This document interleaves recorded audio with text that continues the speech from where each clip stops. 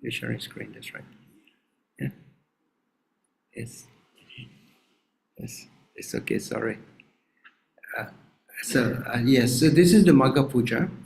The Buddha has just attained enlightenment, and he spent his rainy seasons with 60 arahants at Saranas. And once the rain season is over, the Buddha himself went over to Uruvela, while the 60 monks goes in different directions to spread the teachings. At Uruvela, the Buddha converted Kashyapa brothers, the three Kashyapa brothers who had altogether 1,000 disciples amongst them. So they were fire worshippers, and the Buddha managed to, through his special abilities, be able to convince the Kashyapa brothers that the Buddha himself was the enlightened one. And so they took the Buddha as their teacher, and altogether they traveled from Uruvela to Rajagaha, where they were met by King Bimbisara, who was a king of Magadha kingdom. It was based, the capital was in Rajagaha. And upon hearing the teachings from the Buddha, King Bimbisara was very inspired. I think he attained the first stage of sainthood, and he offered to the Buddha the bamboo grove of Veluvana. Right?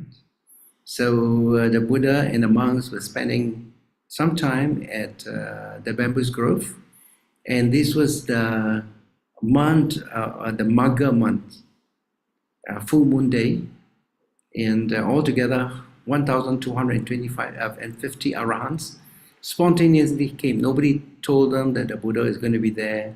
Everybody felt that this is a good time, so they all came together and gathered. And there was there where the Buddha gave the Uvada Patimokkha.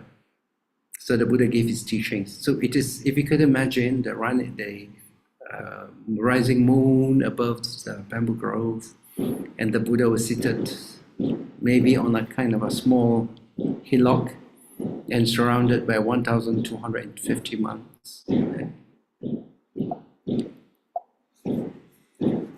And what did the Buddha teach? So this was considered to be the four miracles that occurred. First, this is the first full moon day of the third month of the Indian calendar, of the Magha month. Altogether, 1,250 monks came together spontaneously. They didn't have any appointment or any arrangement. They just came spontaneously. And they were all arahants, fully enlightened. And they were all ordained by the Buddha himself. Right? Ehi Bhikkhu, or ordination. Or the Buddha says, come forth, O Bhikkhu. So they were all Buddha's direct disciples. At this gathering, the Buddha gave the Uvada Patimokkha that consisted of three principles. These three principles are later on what we remember as the central of the Buddha's teachings. First is to avoid evil. Second is to cultivate that which is wholesome. And third is to purify the mind. So it's very central to the Buddha's teaching: overcoming evil, cultivating what is good, and purification of the mind. And besides that, the Buddha also mentioned about the Buddhist ideals, that is to cultivate patience, which is considered to be the highest virtue. And the Buddha said that Nibbana is the highest goal, that everyone should strive to attain Nibbana. And the other thing is one should not inflict harm or suffering upon others, especially when one is undergoing the training as a Buddhist. So no harm, and this is just a practice of the first precept. Lastly, the Buddha says that we should not insult or injure others. That's just body, speech, and mind. To live restrained by the training rules, to live by whether it's the layman's training code or the monk's training code, the monastic training code. We are all guided by the training rules. And to know one's measure at the meal, that means to know how much to eat, don't overeat. And then also the Buddha encouraged that people should retire or retreat to a secluded place and practice meditation.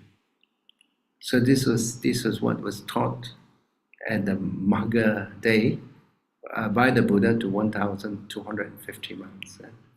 And today we're gathered here just to commemorate the Bodhi, the Magha Day. And in many Theravada countries, they have big ceremonies and pujas. So, okay, so that is just by way of introduction. And we will continue by doing Metta tonight. This will be a shortened Metta.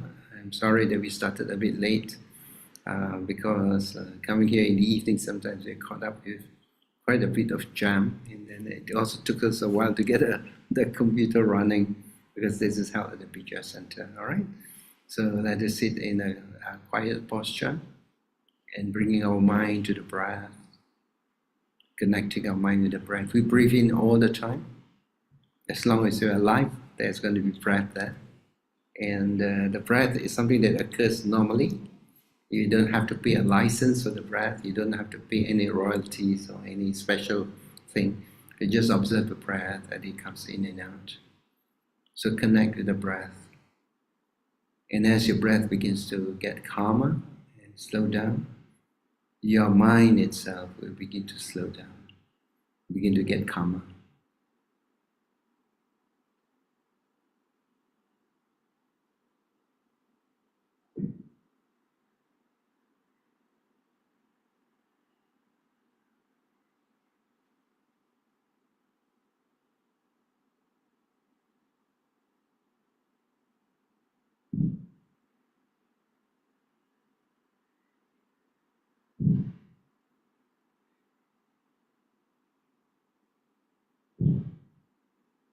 Now we'll practice a silent smile.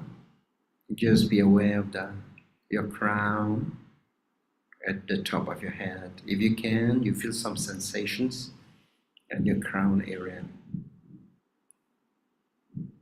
And once you can feel the sensation there, can you put a smile on your crown?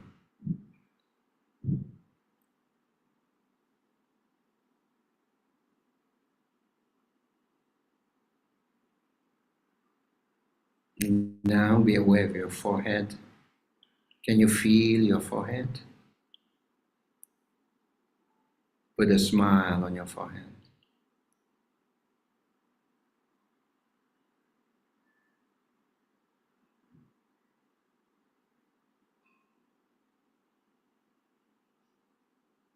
And now be aware of the spot between your eyebrows. Put a smile at this spot.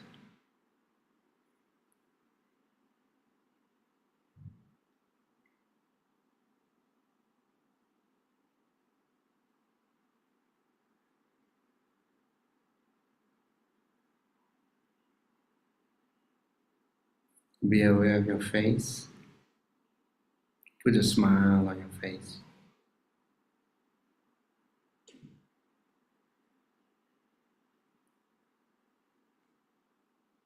Now be aware of your throat. Can you identify the base of your throat? At the base of your throat is where the thyroid gland is situated. Put a smile at the base of your neck.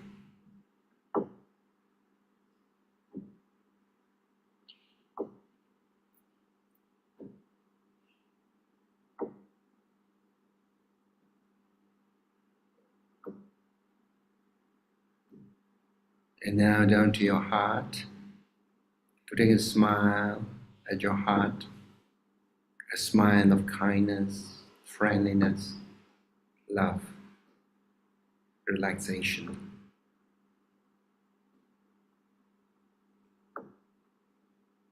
Let your heart smile.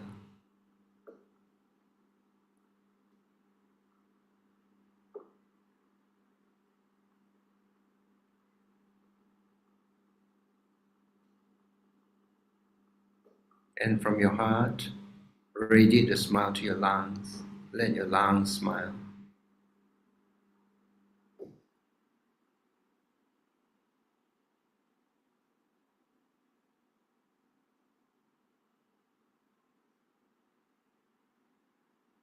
And now to the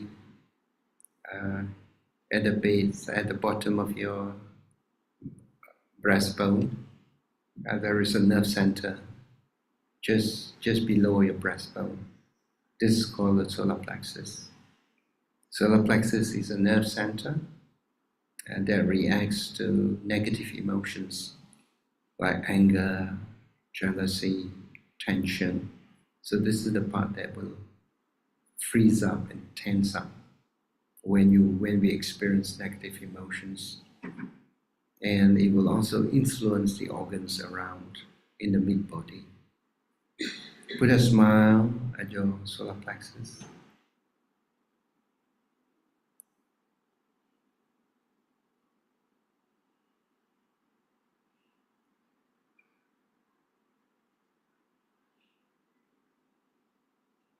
And a little way down, just above your navel area, about 1 inch up. This is called a Tantian. Put a smile in your Tantian, relaxing your entire body.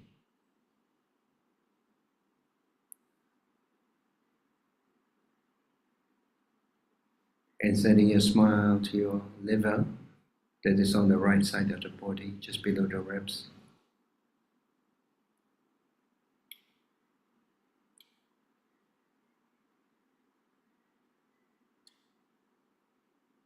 And at the back, at your waist level, will be your kidneys. Smile at your kidneys.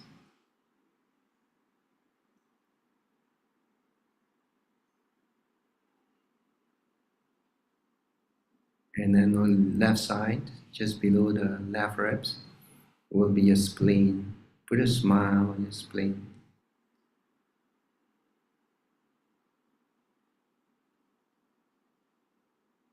And resting against the spleen will be your pancreas. Smile at your pancreas.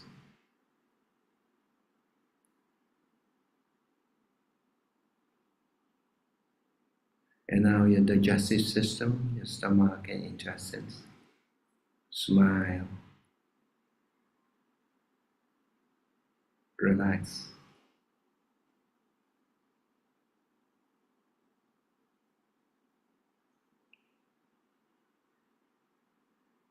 And your urinary system, your bladder and so on. And for the males, the prostate gland, the females, the ovaries and uterus. Send a smile and a wish for love or with loving kindness.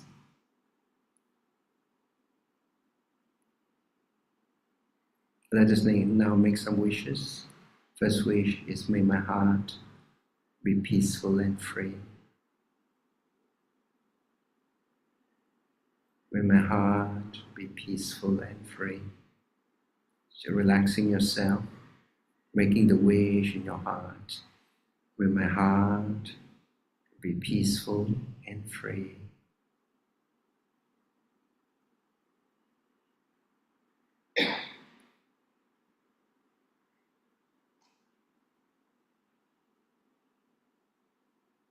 May my mind be happy.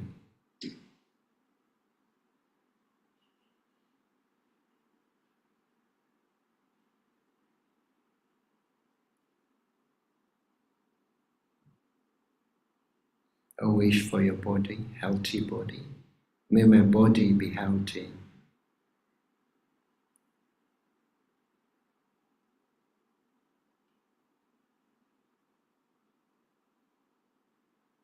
May I be well and happy.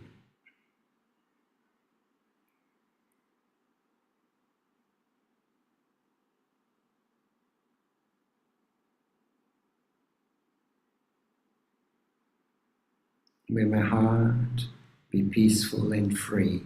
Smile in your heart.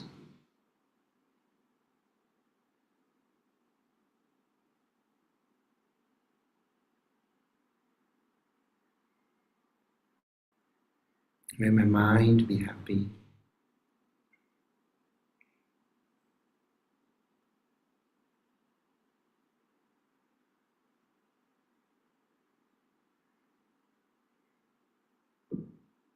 May my body be healthy.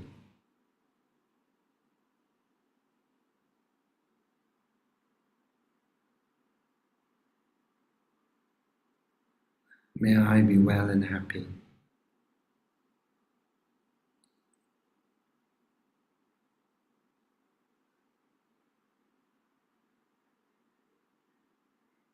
Now let us send our loving kindness to the first group of people.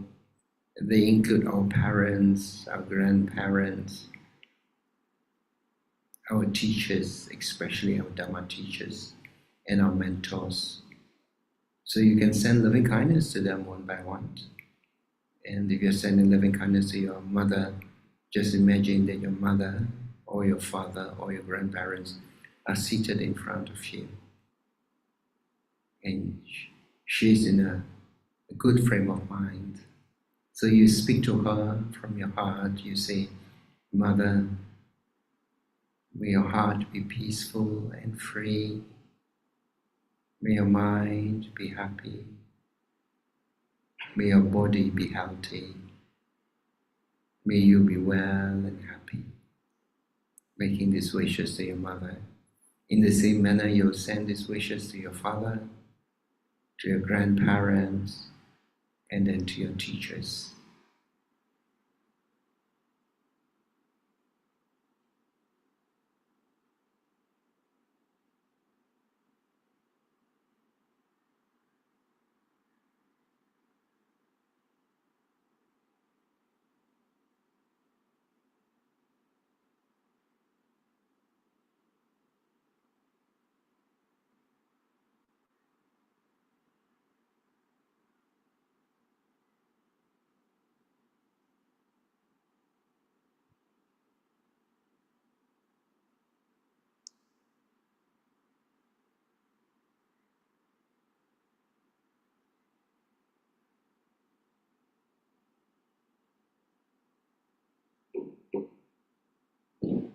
Now we send loving thoughts to all the immediate family members, to your spouse, your children, and your grandchildren. And if you don't have an immediate family of your own, sending your loving kindness to your brothers and sisters, your nephews and nieces. Just bring their mind, bring the face, memory of them to your mind, and then you make a wish, may your heart be peaceful and free. May your mind be happy. May your body be healthy. May you be well and happy. Now, if these wishes are too many for you to remember, then just stick to one wish. You can just say, may you be well, may you be happy. And that itself would be good. All right, so now let us send our wishes to our immediate family members.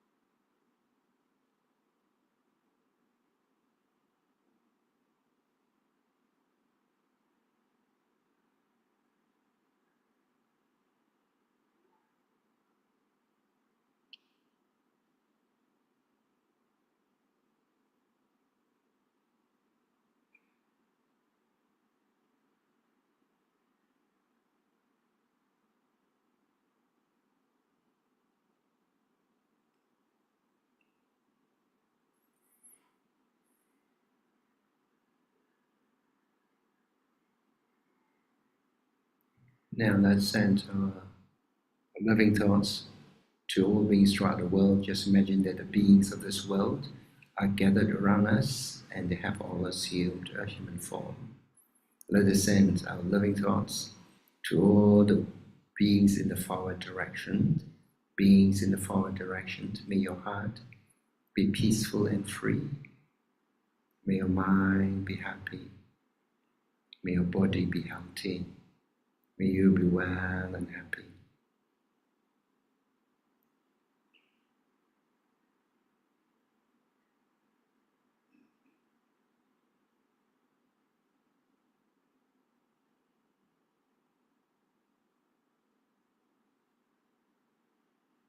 Beings in the rightward direction.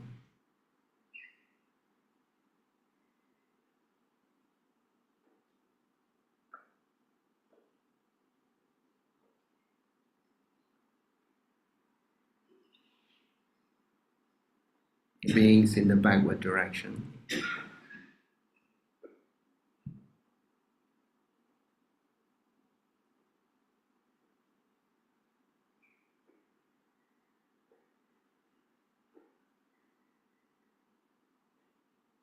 Beings in the leftward direction.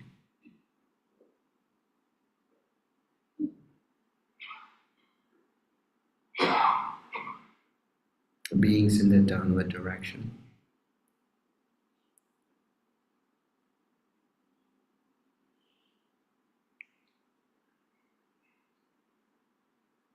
And beings in the upward direction.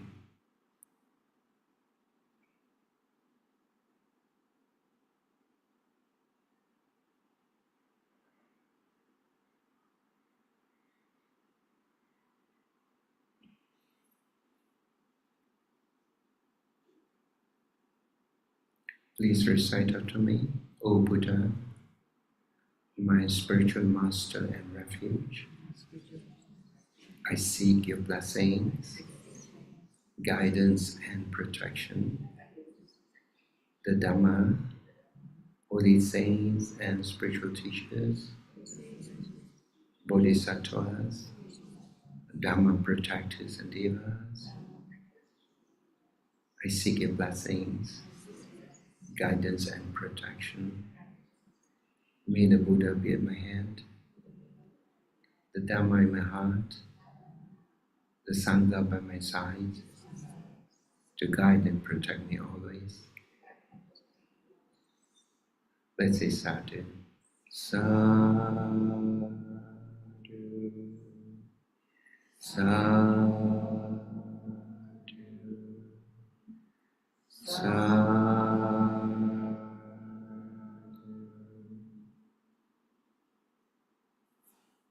Well, that's the conclusion of our metta meditations. And now we shall proceed to the chanting of the 28 Buddhas. And so we will just exit the Zoom, okay? So those who have joined us by Zoom, that is the conclusion of our metta meditation. And the chanting of the 28 Buddhas will not be on Zoom. We're just going to take it just live. All right, so good night, everyone. And we'll see you next week from metta meditation. Sadhu.